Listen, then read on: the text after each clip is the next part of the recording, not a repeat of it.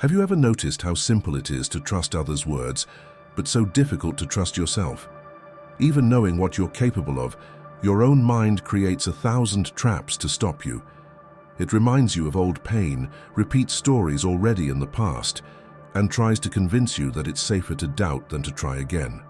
But there's something inside you that no rejection, criticism, or defeat can break. It's your inner strength. A silent, hidden energy that may rest for a while, but never disappears. The problem is that many people seek confidence where it doesn't come from, in other people's opinions, in victories, or in the approval of others. But true confidence doesn't come from applause, it comes from actions.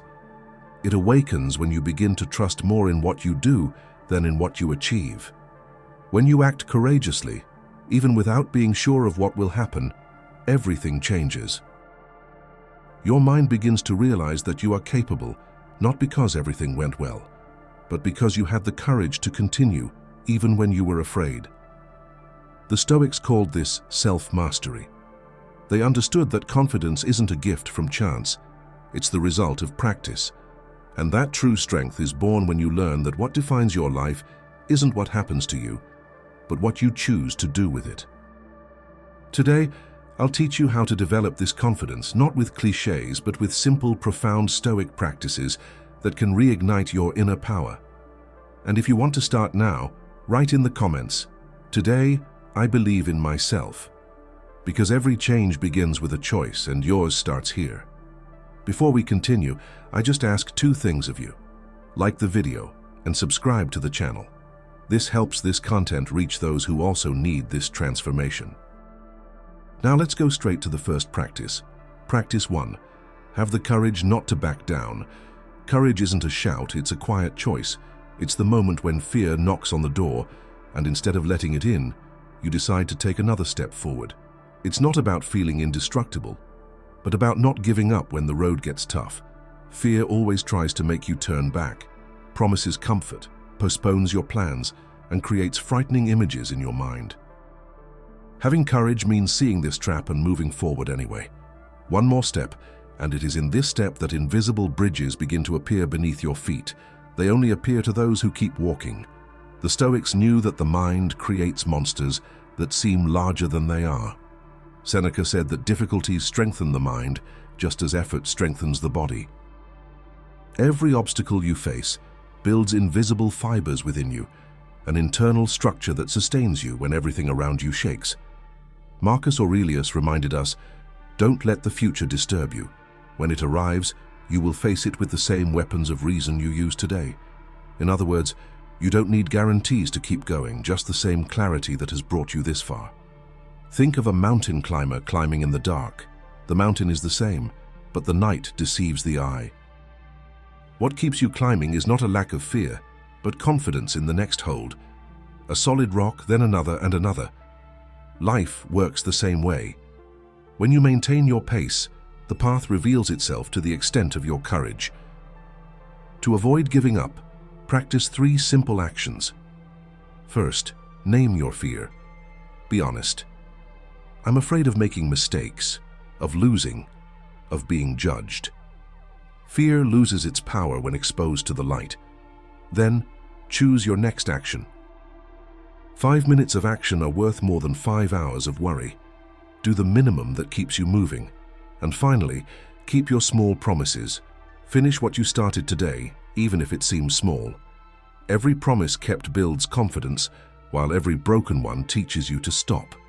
This is what courage is, being true to what you've decided to be, even when everything tries to push you back. Over time, something changes within you. Fear still speaks, but it no longer rules. You look back and see a path made of small steps that together became a journey. Write in the comments, "Today I move forward, not backward," because life doesn't ask you to win all at once. It just asks you to keep going. And those who keep going, get there. Practice 2. Train your mind until discipline becomes instinct.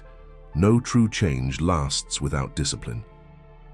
You can dream, plan, make lists, watch videos, and seek motivation, but none of that is worth more than keeping going, even when the will fades.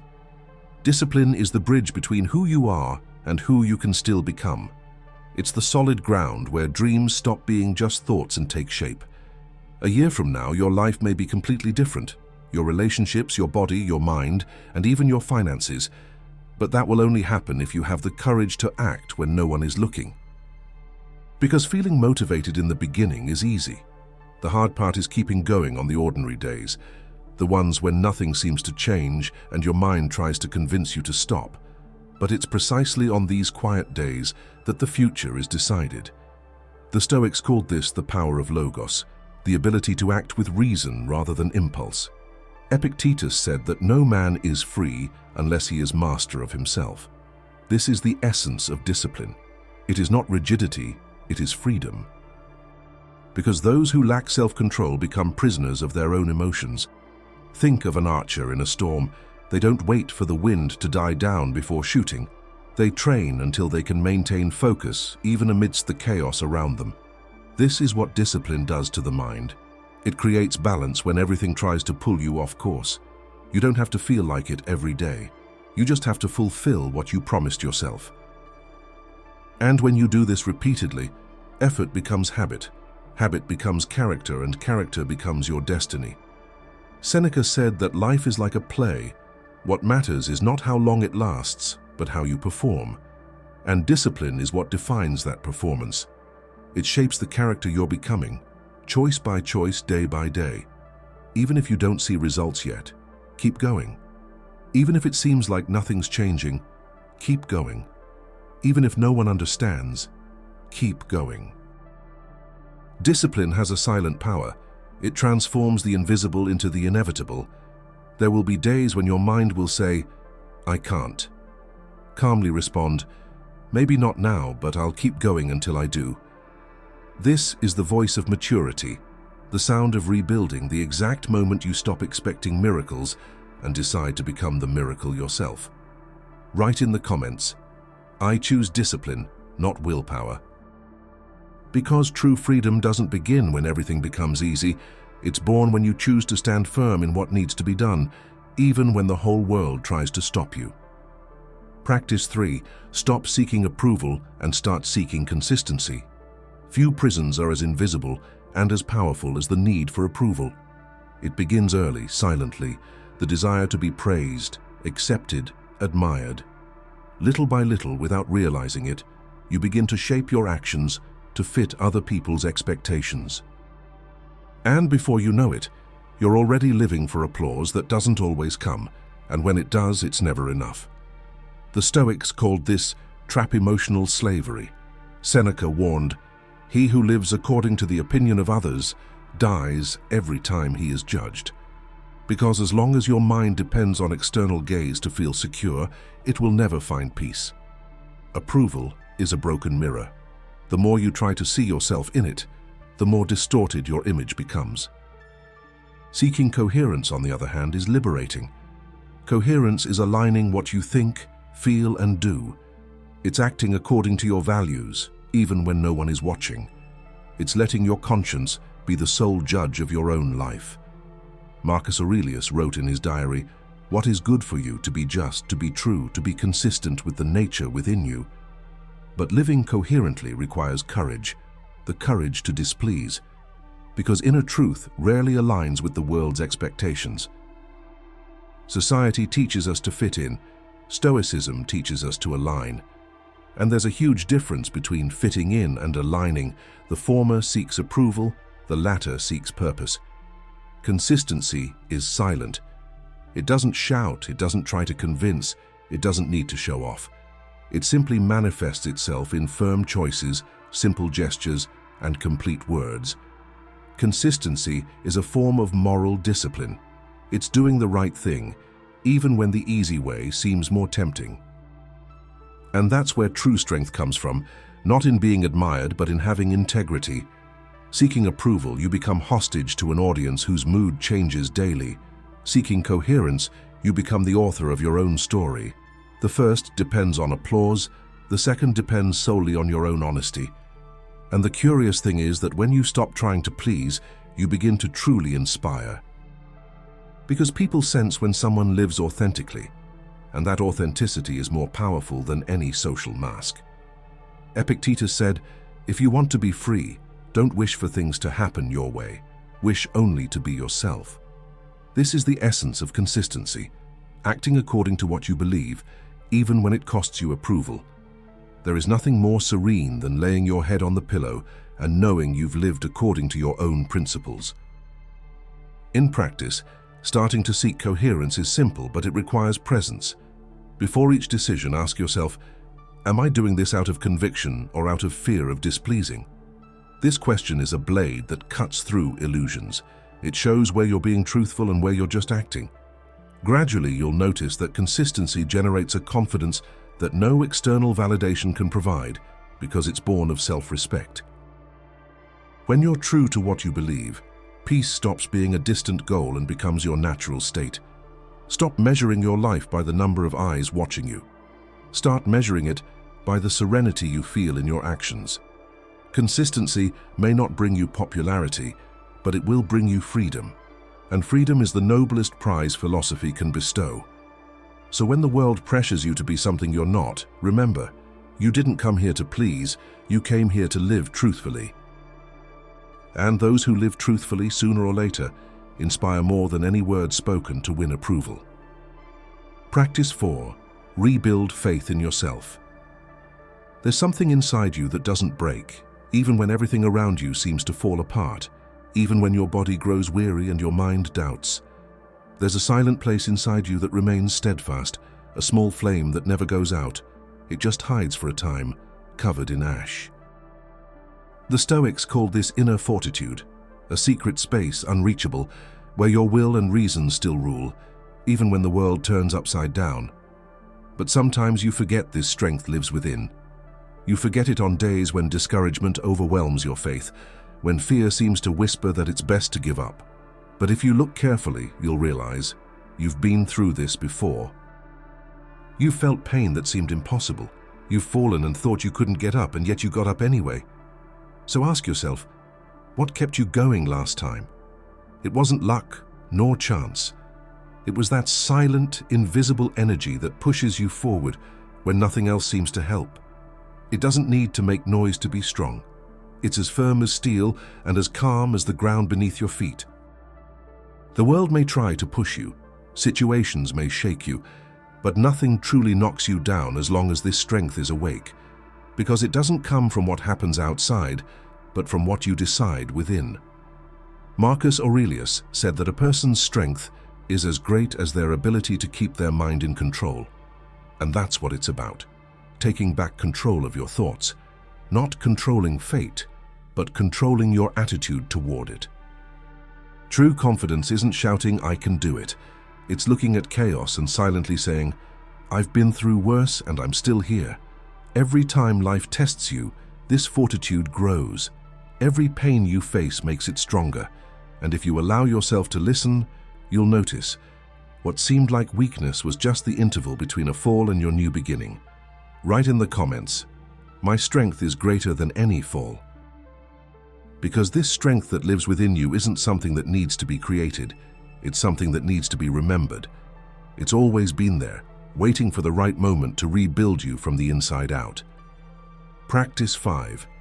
Free yourself from the need for control. Much of human suffering stems from the illusion that we can control everything. We try to predict the future, anticipate responses, and shape people and circumstances to make the world conform to our desires. But life doesn't bend to anyone's will. It follows its own rhythm, indifferent to our anxieties. And the more you try to force the natural course of things, the more your mind exhausts itself, fighting the inevitable.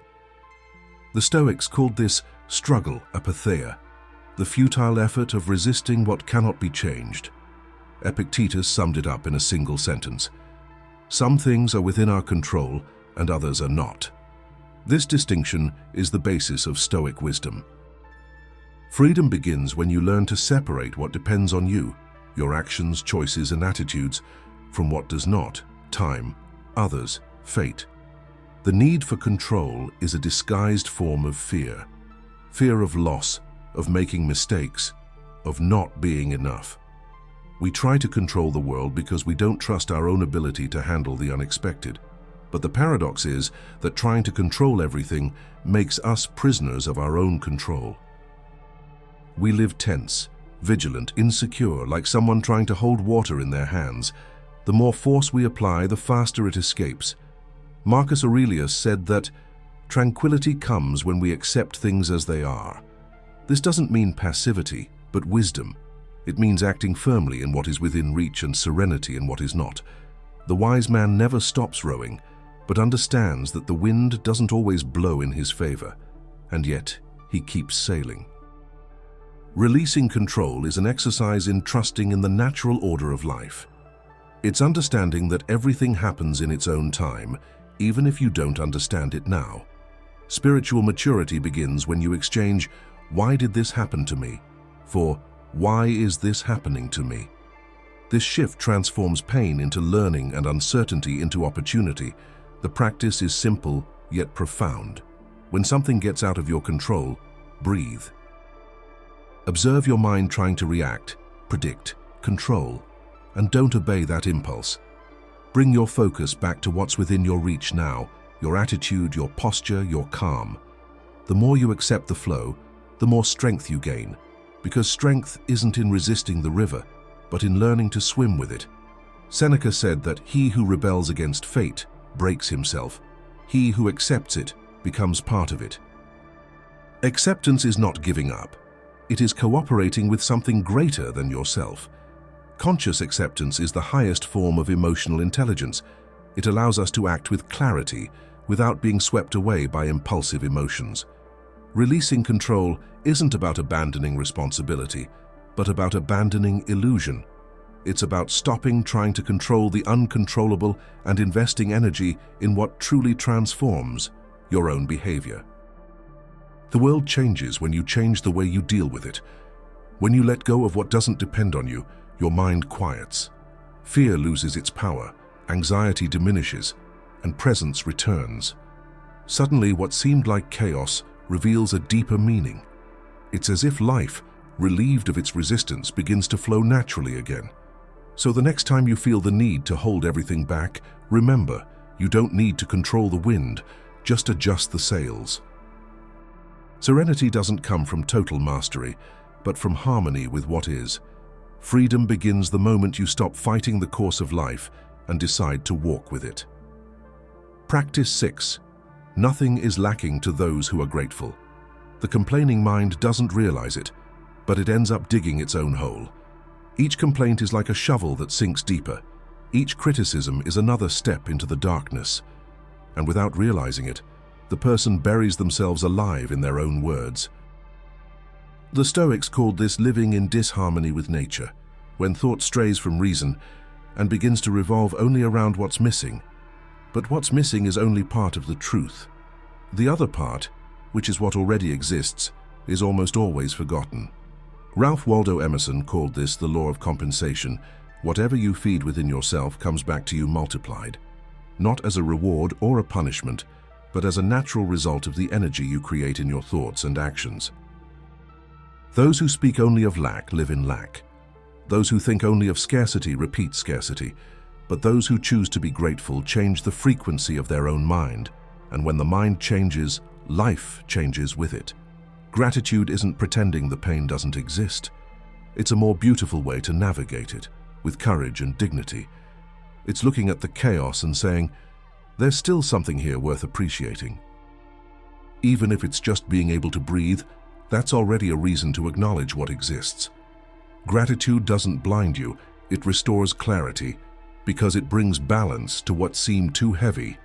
Instead of focusing on what's missing, it makes you see what keeps you going. It's like turning on a light in a dark room. What's outside doesn't change, but you start to see where you're standing. Dissatisfaction, on the other hand, is like a prison made of invisible bars. You start out wanting to improve what you have and end up forgetting how much you've already achieved. And so the cycle repeats. The more you complain, the darker the room becomes. Marcus Aurelius wrote, "When you wake, remember what a privilege it is to be alive, to breathe, to think, to feel, and to love. This phrase is not only beautiful, it's a powerful reminder for the soul. The simple act of gratitude reorganizes your thoughts and restores control over your inner world. So before this video ends, stop for a second and be grateful for something, no matter how small, even if it seems simple or ordinary. And if you can, repeat this gesture before going to sleep, when you wake up, and whenever a new thought arises. Because a grateful mind is like an open window. Air circulates again, light enters again. Gratitude is an exercise in presence. Those who learn to see what they have gain the strength to pursue what they desire, without despair, without comparison, without fear. Write in the comments, "I choose to be grateful," because life responds to the tone of your consciousness. And when your mind vibrates with gratitude, everything that was dormant within you begins little by little to blossom. Practice 7. Rebuild the universe within you. Everything that happens outside of you is merely a reflection of what exists within. No change on the outside is genuine if it doesn't first begin in the heart. You may gain new opportunities, see doors open, and people ready to help you, but if your interior is filled with insecurity, you'll see danger where there is opportunity, fear where there is path, and doubt where there is hope.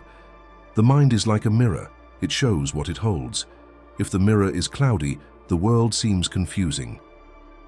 But when you clean it, when you organize your thoughts, heal memories, and adjust your intentions, everything around you changes shape before your eyes. The Stoics called this inner mastery, the ability to govern yourself before trying to change what's outside. Because those who don't build a refuge within themselves are vulnerable to every storm outside. Think about it. Fear, comparison, doubt. These are all walls the mind itself builds. What holds you back most is not what you lack, but what you insist on repeating. Old ideas, the same beliefs and patterns that no longer serve you. They create a maze where you walk in circles, thinking you're lost, when you've simply forgotten where the exit is. Epictetus said, "No one is truly free until they learn to master themselves, and this freedom comes not from force, but from clarity." It's the moment you understand that everything that limits you is inside your own head, and yet you hold the key. This is what renewing your inner world means, changing the way you talk to yourself. It's replacing "I can't" with "I'm still learning." It's teaching the voice of fear to be silent until it stops commanding and just observes. It's planting thoughts in your mind that support the person you want to become. Think of your mind as a garden. You can let it grow untended, overgrown with weeds of fear and guilt, or you can cultivate it intentionally, watering it with calm, patience, and discipline. What will flourish depends on what you choose to nurture. The more you clear the ground inside, the more the world outside begins to change. The rule is simple. The world changes when you change your perspective. Your inner voice doesn't just describe life, it creates life. And the more control you have over guiding, questioning, and teaching it, the more your reality transforms. Remaking your inner world isn't about erasing the past, but transforming it into wisdom. It's not about hiding pain, but about building something beautiful from it. It's remembering every day that the power to start over has always been within you. Write in the comments, "Change begins with me." Because true revolution is silent, it begins deep within the mind, grows in secret, and suddenly, the whole world notices that you've been reborn. And if you're enjoying the content, consider becoming a member of the channel. In addition to helping the channel, you also get exclusive content. Click on the link in the description and become a member right now. Back to the content. Practice 8. Honor your values even when no one is watching. True character is revealed when the world isn't looking. It's easy to appear virtuous in the eyes of others, but what defines a strong soul is what they do in solitude, when there is no audience, no reward, no judgment. Honoring your values in silence is one of the highest forms of freedom, because only those who live by their principles, even in the absence of applause, know the peace that comes from integrity. The Stoics called this arete, moral excellence, the coherence between thought and action. Marcus Aurelius said, "The good man is he who does good even when no one sees it." He understood that virtue does not depend on external vigilance, but on self-control. The wise man does not act correctly because he fears punishment, but because he has found within himself an inner order that guides his steps. When you act in disagreement with your values, something inside you breaks, even if no one notices. This fissure is small at first, but over time it transforms into an abyss of guilt, shame, and disorientation. The soul loses its axis when it strays from what it believes, but when you choose the right, even in silence, your inner world aligns, and this harmony is reflected in everything you do. Seneca taught that conscience is the best judge, and that he who has nothing to hide fears nothing. This is the essence of Stoic righteousness, living so that your mind remains at peace with itself. Tranquility arises not from perfect circumstances, but from the absence of contradiction between what one thinks and what one does. Honoring your values when no one is looking is a daily practice. It's resisting the temptation of shortcuts, convenient lies, and small invisible corruptions. It's paying the price of honesty even when it seems high. And the curious thing is that over time, this price becomes a reward, because the respect you feel for yourself is more valuable than any external validation. The Stoics saw life as a proving ground for the soul. Every choice was an opportunity to strengthen virtue. When you choose truth over convenience, righteousness over immediate pleasure, you are honing your character, and character is the only asset that time cannot steal. Acting with integrity in secret is like building an invisible fortress. No one sees the stones being laid, but one day everyone realizes the strength that emanates from those who live consistently. And this strength doesn't need to be spoken, it is felt. People with integrity have a firm presence because they don't carry the weight of falsehood. They walk lightly because they don't need to hide anything. Epictetus said, "No one can harm you if your soul remains honest." This means that righteousness is the true shield against the chaos of the world. When you live in alignment with your values, external opinions, criticism, and temptations lose their power to derail you. You cease to be reactive and become whole, a complete human being guided by a moral compass that doesn't bend to the wind. So at the end of the day, before you go to sleep, ask yourself, was I true to my beliefs today, even when no one was watching? This simple question is worth more than any compliment, because when the answer is yes, sleep is light, the heart is firm, and the mind rests in peace. True greatness lies not in what you show, but in what you hold in secret. And the soul that remains honest in the darkness is the same soul that shines with serenity when the light returns. Practice 9. Cultivate serenity in the face of uncertainty. None of us control tomorrow. And yet we spend much of our lives trying to guess what comes next, planning, fearing, imagining 1,000 possible scenarios, most of them never real. The human mind has difficulty accepting the unknown. It wants guarantees, it wants promises, it wants stability. But the truth is simple and hard. Uncertainty is the only certainty we have. The Stoics learned to see this not as a threat, but as a teacher. Marcus Aurelius wrote, "Accept what fate brings you, for what comes to you was woven for you." This phrase is not resignation, it is wisdom. It reminds us that serenity is born of confidence, not from controlling the future, but from trusting that, whatever the path, you will know how to navigate it. Uncertainty is the field where the spirit grows stronger. It is the test of the trained mind and the burden of the scattered mind. Those who try to predict everything live weary. Those who embrace mystery live in peace. Stoic serenity is not the absence of fear. It is the presence of faith in one's own ability to act when the moment arises. Epictetus said that it is not what happens that disturbs a man, but what he thinks about what happens. Uncertainty in itself is neutral. Suffering arises when the mind creates stories around it. What might go wrong?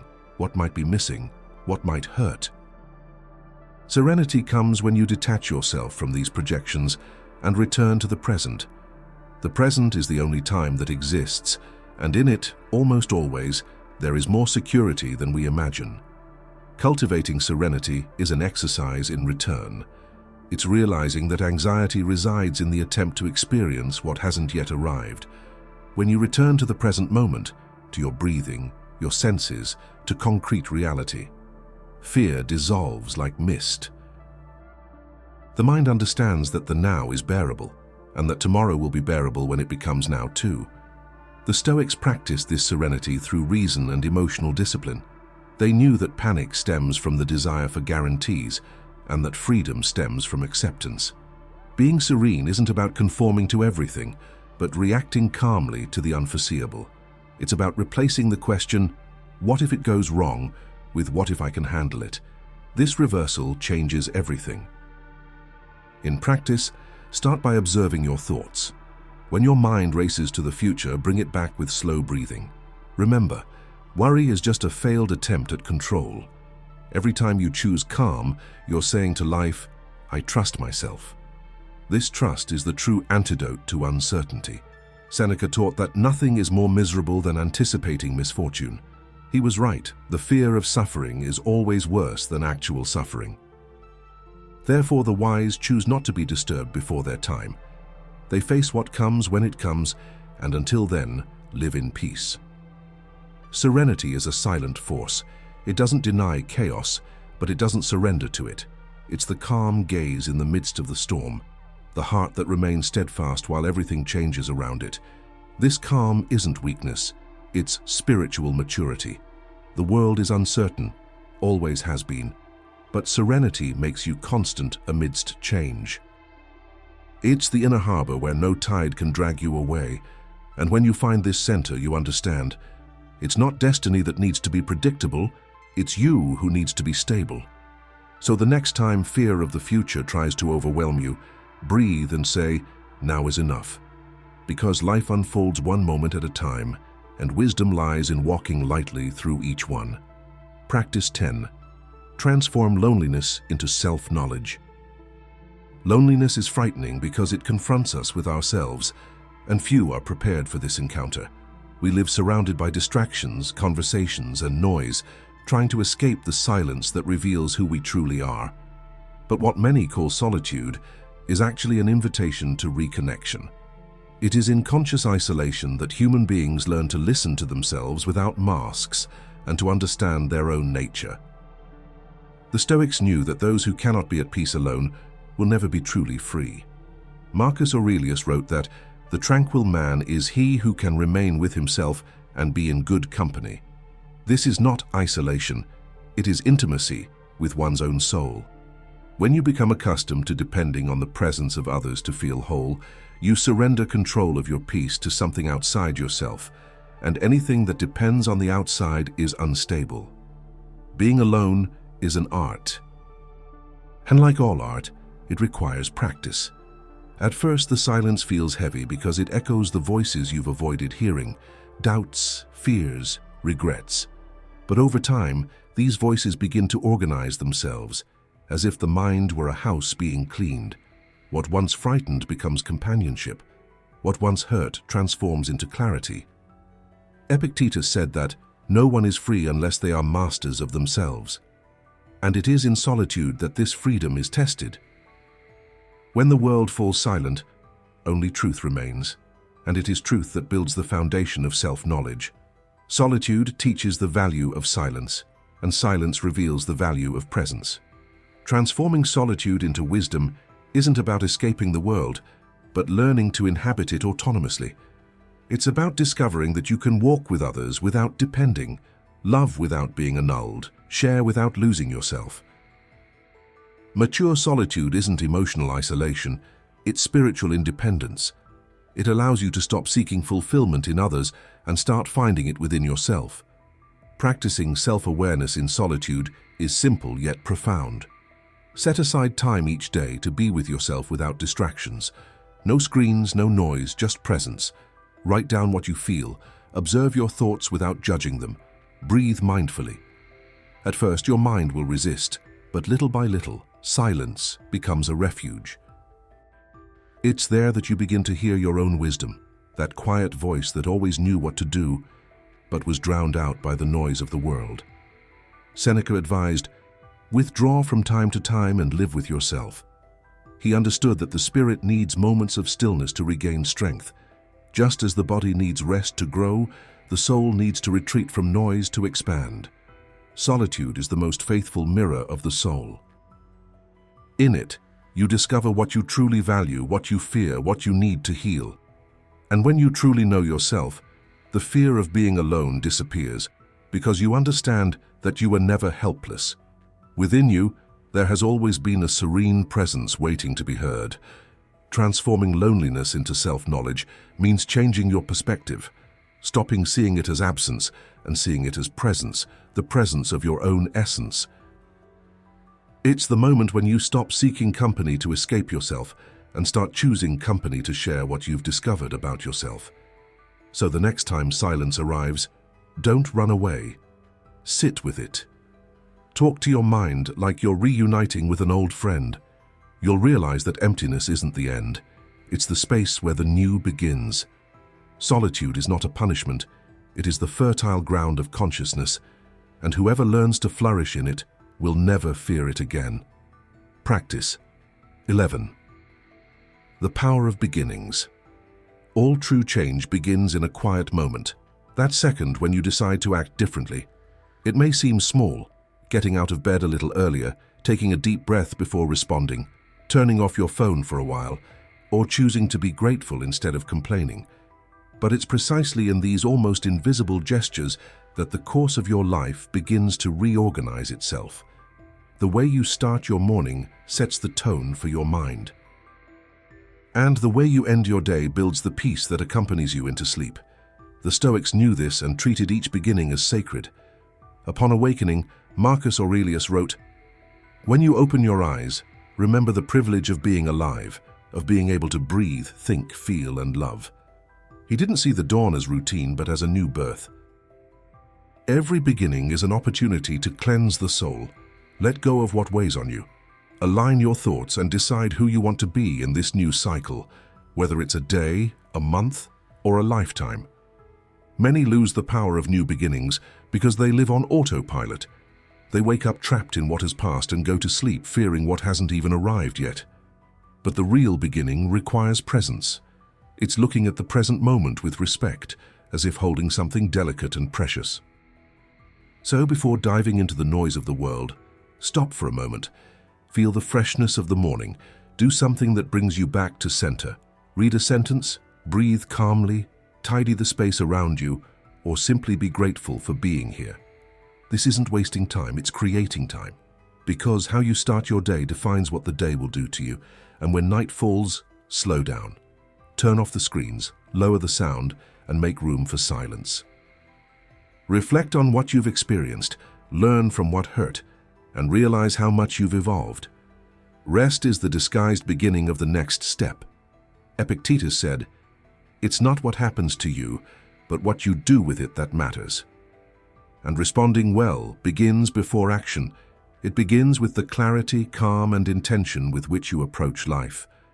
The beauty of beginnings lies not in what you do, but in how you do it, with attention, with lightness, and with purpose. Because everything that begins with consciousness ends with meaning. Right here in the comments, today I start over with soul. For each new dawn is a chance to be reborn, and every time you truly awaken, the world awakens with you. Practice 12. Learn to talk less and observe more. We live in a world that rewards those who speak quickly, express their opinions on everything, and react without pause. Social media is full of voices competing for attention, and silence has become almost a crime. But there's immense power in learning to be silent and observe. Speaking less isn't a lack of opinion, it's wisdom in motion. It's mastering the impulse to react and the conscious choice to understand before responding. The Stoics viewed speech as a sacred act, not an automatic reflex. Epictetus said that nature gave us 2 ears and 1 mouth so that we might listen more and speak less. Silence, for them, was a training in attention and virtue. Those who observe learn about the world and themselves. Those who talk too much lose their thread of perception. They exhaust themselves trying to be heard, but forget to listen. Observing more is seeing what words don't say. It's noticing the tone of voice, the look, the gesture, what's hidden behind each other's silence. When we are attentive, the world reveals itself in details that escape haste. And in this listening, we also discover who we are, for external silence becomes a mirror of our own internal noise. Speaking less also means learning to conserve energy. How many times have you left a conversation exhausted and pointless? How many times have you over-explained, over-justified, or defended things you didn't need to? Excessive words wear down the mind and weaken our presence. Every unnecessary sentence is a drop of energy that could be used for something more essential. Silence, on the contrary, builds strength. It's like an archer waiting for the right moment to release their arrow. Observation is discipline. It's choosing to see without haste, without wanting to interfere immediately. It's what Marcus Aurelius called the philosophical gaze. Observing facts without judgment, simply understanding the nature of things. When you observe without reacting, you gain time, and time is power. In the interval between stimulus and response, freedom is born. In practice, practicing silence is simple, but it requires courage. Start by leaving spaces in conversations. Listen until the end, resisting the temptation to fill every pause. In moments of conflict, breathe before responding. When someone provokes you, choose strategic silence, not as an escape, but as a way to avoid fueling chaos. Silence, used intentionally, disarms, reveals, and teaches. By speaking less, your words carry more weight. Each sentence gains value because it springs from reflection, not impulse. People who master silence inspire confidence. They don't need to prove anything. They simply demonstrate poise. Seneca said, "It is better to stumble with one's feet than with one's tongue." Thoughtless speech creates wounds that take time to heal, but thoughtful silence protects the soul. Speaking less and observing more is a form of active meditation. It's being present without the need to interfere. It's letting the world reveal itself before trying to control it. Those who observe more act better because they see clearly what others merely react to. In the end, silence isn't the absence of voice. It's the presence of consciousness. It doesn't make you invisible, it makes you whole. When you learn to speak only what's necessary, each word becomes a seed of truth. And when you choose to observe before acting, you transform noise into wisdom. The wise have always known, power lies not in saying everything you think, but in knowing exactly what is worth saying, and when it is best to just listen. But there is something important to understand.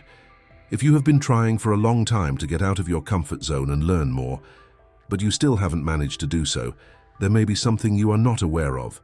I know what it could be. It is anxiety. Anxiety is like a snake that comes silently and affects you without you realizing it. It makes you feel bad for days, months, and even years. Living like this is like being sick all the time. But I know a solution. The Stoic philosophers, together with modern psychology, have a way to help you get rid of this. I myself managed to cure myself of this anxiety.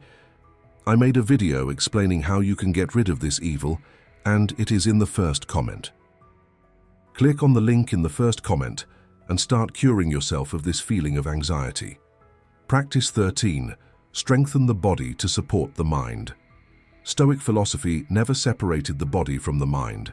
They knew that spiritual clarity and emotional balance also depend on a solid physical structure. There is no stable thought within a weak and neglected body. Just as a warrior needs a sharp sword to express his courage, the mind needs a prepared body to sustain its strength.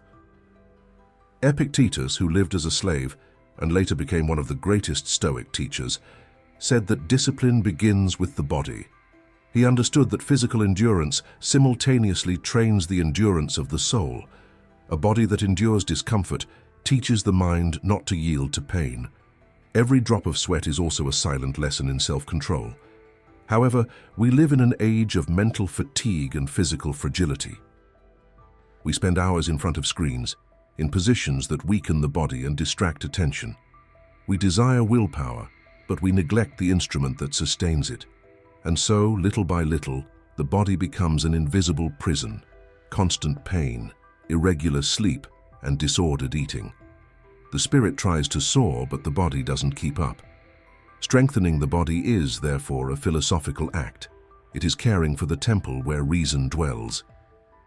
Physical training, far from being vanity, is a practice of presence. Each breath during exercise is a reminder that self-mastery begins with mastery over one's own effort.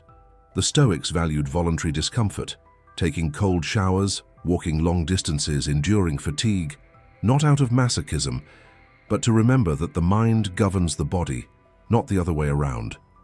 When the body is strong, the mind finds stability. Fatigue diminishes, focus increases, and emotions become balanced. Physical movement awakens vital energy that dissolves apathy and renews clarity. And the opposite is also true. A neglected body generates sluggishness, irritation, and discouragement. Physical weakness gives way to emotional weakness, but strengthening the body doesn't require excess. It's not about striving for an aesthetic ideal, but rather about building resilience. Walking every day, stretching at dawn, breathing deeply, getting quality sleep. Small actions create a solid foundation for the mind to flourish. The body, when treated with respect, responds with loyalty. It becomes an ally, not an obstacle. Seneca said we should care for our bodies as we would a faithful servant, neither with excessive rigidity nor with indulgence. This means listening to its signals, but not being a slave to them. There are days when the body asks for rest, and this is wisdom. There are others when it seeks challenge, and this is also virtue. Harmony arises from the balance between effort and recovery. Strengthening the body also strengthens discipline. Those who learn to get up early, train even when they don't feel like it, and pay attention to their diet and sleep, discover that every physical act shapes their character. Consistency in the body transfers to the mind. Physical strength, when guided by reason, becomes courage, focus, and serenity.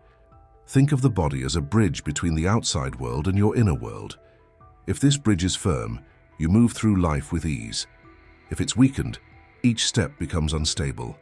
Stoic wisdom seeks not a perfect body, but one that serves virtue. Taking care of your body is, therefore, a silent form of self-respect. It's saying, my mind deserves a strong home. Because even the most brilliant mind loses its shine when the body can't bear the weight of its own light. So stand up, take a deep breath, and move. Every conscious physical gesture is a philosophical affirmation. I am here, whole, uniting strength and reason. The body is the ground on which the mind builds its fortress, and the firmer the ground, the higher the spirit can soar. Practice 14. Pain strengthens. Pain is the teacher that no one calls, but that everyone needs to have. It arrives without warning, changes the path, disrupts the rhythm, and forces us to look within. There's no escape, and the more we try to run away, the more it settles, quiet, in the corners of our minds. Seneca said it's better to overcome pain than to pretend it doesn't exist. This means facing it head-on without disguises, without running away, without covering our hearts with distractions. Pain that is ignored doesn't go away. It just changes its appearance. It becomes anger, fatigue, fear. But when we face it clearly, it changes its function and becomes wisdom. Pain has a purpose, to show the exact point where we still lack strength. It reveals the place within us that still needs to grow. It's not punishment, it's refinement. Suffering is the fire that cleanses the soul's metal. The Stoics understood that we can't control what happens, but we can choose how to navigate it. And this how is what determines whether we lose ourselves or grow stronger. Think of a wound. If you cover it too early, it becomes infected. But if you have the courage to clean it, even if it hurts, the body heals. The soul works the same way. You need the light of truth, the touch of reality, and time to rebuild. Marcus Aurelius wrote, "The obstacle to action becomes the action itself. What blocks the path becomes the path itself." Pain is not the end. It's just the hardest climb, the one that builds inner muscles that comfort could never provide. You don't have to love pain, but you do have to respect it. because it's what restores balance and shows you what truly matters. When you understand this, something shifts inside. What once weighed you down becomes a lesson. What once hurt becomes strength. Pain is the bridge between who you were and who you're learning to be. And on the other side of it, there's a calmer, wiser, and more whole version of you. Take a deep breath and silently say, I don't run from pain, I go through it. Because those who have the courage to feel have the courage to grow. And those who go through pain with awareness never come back the same. They come back stronger, calmer, and finally, free. Practice 15. Put your mind in order and see everything clearly. Clutter is a hidden way to sabotage yourself. It's not just clutter in drawers or piles of paper. It's confusion in your thoughts, too much noise, ideas that remain half-finished and end up holding you back. Without realizing it, you start tripping over the distractions you created. The Stoics taught that a disorganized mind is like a field full of traps. Every distraction is a hole. Every stray thought is a bomb waiting to explode. When the inside is cluttered, the outside becomes a reflection of that. Things don't move forward. Nothing seems to work, everything stalls. Think about how many chances you've missed because you weren't ready, a plan that never got off the ground, a conversation postponed, an opportunity that slipped by while your mind was too scattered to see it. Life opens doors, but only clarity allows you to see where they are. Marcus Aurelius wrote, "The soul takes the color of its thoughts." If your thoughts are always cluttered, your soul also gets lost in the noise. But when you start to put everything in order, something changes completely. The world seems lighter, choices become clear, and time begins to organize itself. Organizing your mind isn't about trying to control everything, it's about choosing what deserves to stay. It's about choosing to nurture thoughts that build you up, not those that drain you. It's about clearing the ground within yourself, because where there's order, energy flows again. Take a moment each day to listen to yourself. Write down what's weighing you down, what needs to get out of your head. Close the mental doors that no longer serve you. Simplify what's become too complicated. There's no growth when the mind is filled with noise. Imagine your mind as a temple. Every thought that enters is an offering, and you decide whether to place flowers or dirt in it. The inner space you cultivate defines the kind of life you live. Clarity is a form of peace. And peace isn't about having a problem-free life. It's about having the space to see the answers. So whenever chaos approaches, stop, breathe, and say, when I organize myself on the inside, everything calms down on the outside. Because confusion is costly. It steals your energy, your focus, and your chances. But an organized mind is like a lighthouse. It shows you what matters, and the rest simply stops weighing you down. Practice 16. Find purpose in serving others. The modern world teaches that purpose lies in achievement, more recognition, more power, more comfort. But the ancient sages knew something different. The true meaning of life lies not in what we accumulate, but in what we give. Service, in the highest sense, is one of the purest forms of freedom. Because when you act for the good of others, you cease to be a slave to your own ego. The Stoics saw human beings as part of a greater whole. Marcus Aurelius wrote, "What is not good for the hive is not good for the bee." He understood that there is no individual happiness separate from the common good. We live in a network, and when we strengthen the world around us, we inevitably strengthen ourselves. But service isn't about self-effacement. It's about acting with awareness and generosity without seeking applause. It's about offering the best of yourself, not because the world demands it, but because your soul asks for it. Genuine service is born of maturity, from the understanding that your strength gains meaning when used to sustain others. Helping doesn't mean carrying someone else's burden, but rather reminding others of their own strength. It's like lighting a candle with another. The first doesn't lose its light, but multiplies the brightness around it. Service, when it comes from an awakened heart, transforms both the receiver and the giver. Epictetus taught that virtue lies in fulfilling our assigned role in nature. Everyone has a role in the grand theater of life. Some teach, others care, some inspire by silent example. When you find the place where your contribution flows naturally, the burden becomes a vocation. Work ceases to be an obligation and becomes an expression. True service is discreet. It doesn't boast. It doesn't demand recognition. It doesn't demand anything in return. It is like the root of a tree, invisible yet essential. It sustains everything that grows above it. And it is precisely in this act of stepping outside oneself that the deepest meaning of existence is born. The selfish mind seeks quick rewards and feels empty when it doesn't find them. The virtuous mind seeks usefulness and feels fulfilled simply by having contributed. When you understand this, purpose ceases to be something that needs to be found and becomes something you experience moment by moment. Practicing service is simple. It can begin with a gesture of genuine listening, a piece of compassionate advice, an act of patience when it would be easier to react with impatience. These are small daily offerings that nourish the harmony of the whole, and as you serve, you realize what you do for others becomes the bridge that leads you back to yourself. Seneca said that no one is happier than he who brings happiness to others. This isn't romanticism, it's practical wisdom. Because human beings find strength in connection and purpose in the impact they make. The good you do returns, but it returns transformed, in serenity and clarity in meaning. Service is the antidote to modern emptiness. While the ego seeks to be seen, the spirit seeks to be useful. And when the spirit wins, the weight of life lessens. You no longer live to prove your worth, but to express your worth. So when you feel like you've lost your way, stop and ask, where in life can I best serve? The answer comes not from ambition, but from stillness. And when it arrives, pursue it with abandon. Because service isn't about diminishing yourself, it's about finding greatness in the simple act of being part of the whole. Service is a silent prayer in the form of action. It's the most practical way to give thanks for being alive. And it's also the secret of the Stoics. Purpose arises when your inner strength begins to serve humanity. Practice 17.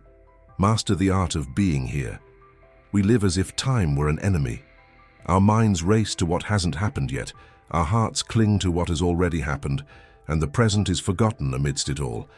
But it is only here, in this moment, that life truly exists. The Stoics called this attention to reason, the ability to be fully present in every gesture, as if that second were the only one in the world. Marcus Aurelius had a powerful saying about this: concentrate every minute, like a Roman, like a human being, on doing what is before you with care, justice, affection, will, and truth. He wasn't talking about being perfect, but about being present, because when the mind wanders, suffering arises. How many times have you been somewhere but your mind was elsewhere, reliving old stories, imagining the future, or trying to control what can't be controlled? And without realizing it, you stopped living in the only real time, the now. Being present requires courage. Courage to stop rushing, to feel what you feel, to accept what is. The present is simple, but the mind complicates things. It wants to return to what's finished, or rush to what hasn't even begun. It's in this back and forth that anxiety, fatigue, and emptiness arise. Presence, on the other hand, is an act of strength. It's saying to yourself, I am here, and I will no longer run away from life.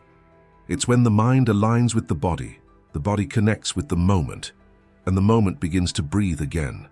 Think about it. Every time you truly surrender to a moment, a conversation, a breath, a sunset, time seems to slow down. When you stop watching and start participating, everything changes. Marcus Aurelius also said that those who live in tune with the moment live in tune with the universe. And that's exactly what presence is, not dominating time, but walking alongside it. The next time you find your mind wandering, stop, take a deep breath and ask, what's happening right now? This simple question is like an anchor that brings you back to center, to what's real. Write in the comments, today I return to the now, because life isn't about what was or what will be. It's here, waiting for the moment you truly decide to be present. Practice 18. Simplify your life to amplify your clarity. External clutter is almost always a reflection of an overloaded mind. We live surrounded by stimuli, commitments and desires that accumulate until they become noise, and the more noise, the harder it is to hear what truly matters. Simplicity is not poverty, it is power. It is the space between excess and essence, the point where clarity breathes again. The Stoics saw simplicity as a virtue. Marcus Aurelius said that the soul finds peace when it detaches itself from the superfluous. For him, the path to wisdom was reduction, removing what is unnecessary so that the essential can be revealed. The simple life is not limited, it is lucid. Because while most strive for more, the wise seek to need less. Seneca reminded us that it is not the man who has little, but the one who desires too much who is poor. This phrase sums up a forgotten truth. Excessive complexity is not a sign of intelligence, but of dispersion. Simplifying is an act of courage because it requires letting go of objects, habits, people, and even ideas that no longer serve us. But it is in this act of letting go that the mind reorganizes and finds lightness. Simplicity is discipline disguised as tranquility. It arises when you stop trying to be everywhere, please everyone, and do everything at once. When you choose less, each choice gains depth. A simple gesture made consciously is worth more than 1,000 tasks done automatically. A simple mind sees clearly. It doesn't get lost in comparisons, it doesn't waste energy on distractions. Simplicity isn't empty, it's necessary. It focuses and eliminates what drains the soul. Think about it. How many of the worries that tire you today really matter? How many of those pressures came from outside, not inside? Simplifying is like cleaning a window. The world remains the same, but the vision becomes clear. This starts with the environment. Organize the space where you live and work. Then move on to your routine. Cut out what doesn't add value. Delegate what you don't need to do. Turn off what only consumes your time. And finally, simplify your thoughts. Reduce the mental stories you repeat and exchange anxiety for presence. The Stoics practiced minimalism not as a fad, but as a philosophy of freedom. They believed that true abundance arises when little is enough. When you simplify, it's not the world that gets smaller. It's you who grow because you stop carrying what isn't yours. Epictetus said, "If you want to be wise, begin by being content with what you have." This contentment isn't resignation, it's clarity. It's understanding that life becomes richer when it's no longer burdensome. Simplicity restores the natural rhythm of things, the rhythm where the mind listens to the heart again. Confusion, accumulation, and haste create a fog that obscures the direction. But when life is light, the road appears. Simplifying isn't about giving up on the many. It's about discovering the value of enough. It's about stopping getting lost in excess and starting to walk with purpose. So look around and within yourself. What can be left behind? What is essential now?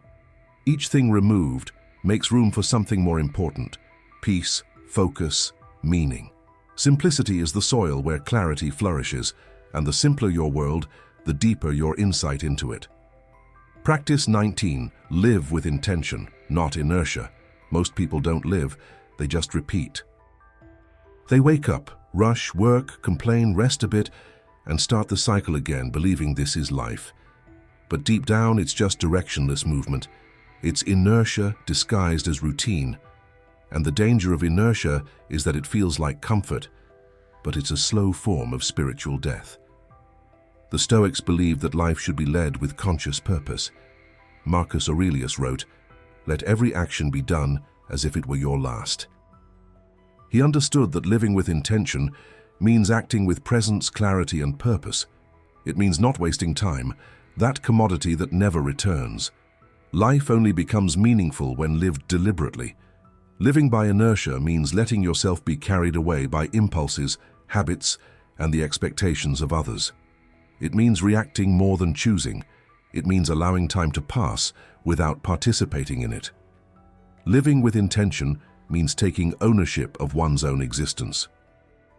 It means making every gesture consciously, eating mindfully, speaking purposefully, working meaningfully, resting with gratitude.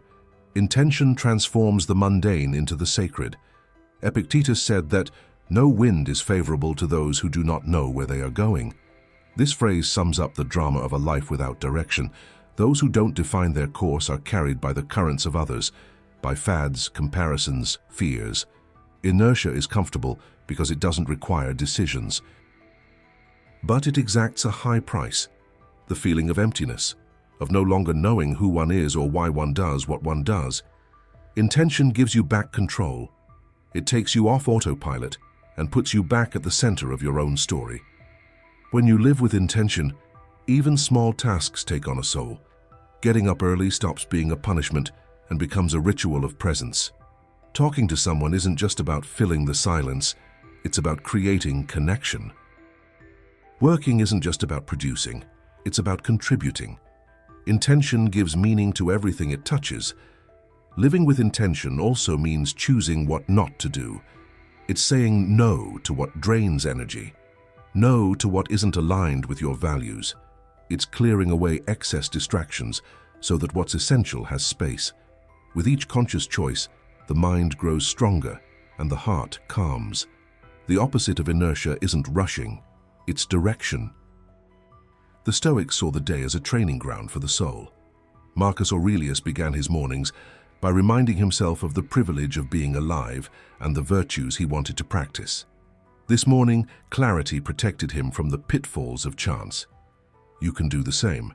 Before starting your day, ask yourself, what do I want to cultivate today? And act accordingly. Seneca said that, living is like sailing. He who does not hold the helm is carried away by the current. Holding the helm is choosing the intention that will guide your actions. Even if the sea changes, he who knows where he is going always finds a way. Living with intention is, ultimately, an act of self-love. It's refusing to be a spectator in your own life. It's replacing distraction with presence, haste with purpose, and fear with direction. When you do this, time no longer slips away. It becomes lived fully. So before another day repeats itself, stop and ask yourself, am I living by choice or by inertia?